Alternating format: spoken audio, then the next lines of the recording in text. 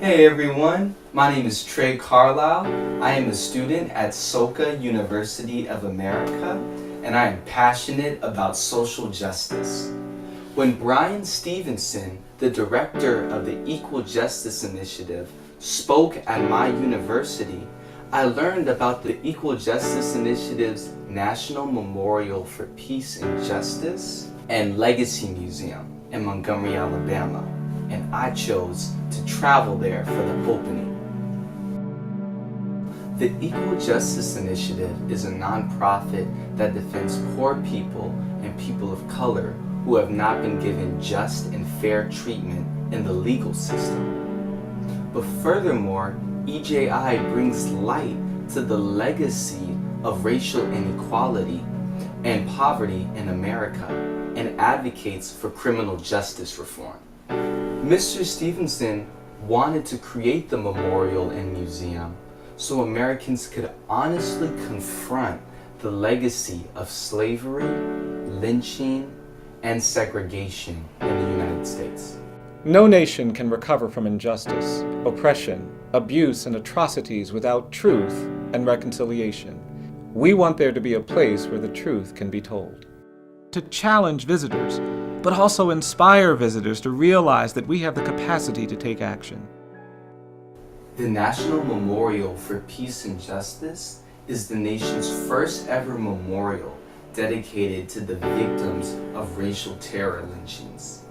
The memorial includes 800 monuments to honor the thousands of lynching victims, one monument for each county in the U.S. where a lynching took place. EJI's Legacy Museum, From Slavery to Mass Incarceration, explores America's history of racial inequality and its connection to contemporary issues. The opening of the museum and memorial included civil rights legends, intellectuals, and artists, and they all shared about their heroes of the past.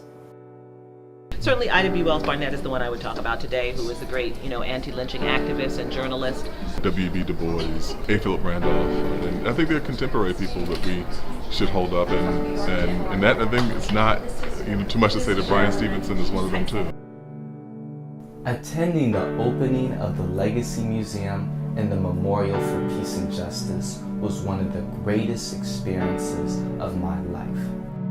Every experience revealed to me the importance of remembering our past in order for us to move towards reconciliation in the future.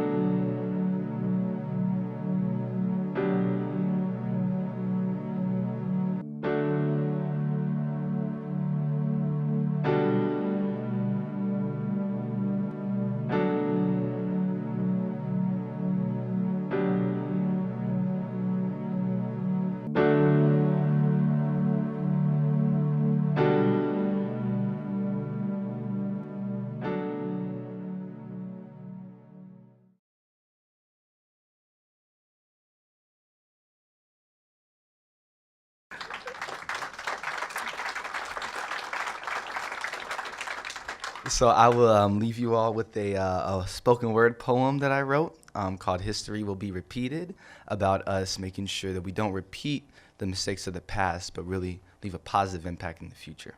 So I hope you all enjoy it. History will be repeated unless we learn and work to defeat it. So I'm dedicating my life to treat others the way I want to be treated. See, history will be repeated unless we learn and work to defeat it. So I'm going to use my gifts to make the world better, because I believe the youth are needed. The greatest superheroes are not the ones we read about in comic books. They're the ones that live in you. Just take a look. Not only are we the future generation, we can use our gifts to be a suture for the nation. The world is plagued with discrimination, gun violence, human trafficking, and dehumanization. But we can end these issues we are facing by believing in ourselves and getting an education. Because we can be instrumental and make the world a better place with our unique potential, our dreams, our talents, our desires. our unique personalities. Those are our superpowers. We can leave a legacy with our unique stories that begin with our names and end with victory. So all our challenges are nothing to be afraid of. Heroes are what we're made of. Because see, history will be repeated unless we learn and work to defeat it. So I'm dedicating my life to treat others the way I want to be treated. See, history will be repeated unless we learn and work to defeat it. So let's use our gifts to make the world better, because I believe we are needed. Thank you.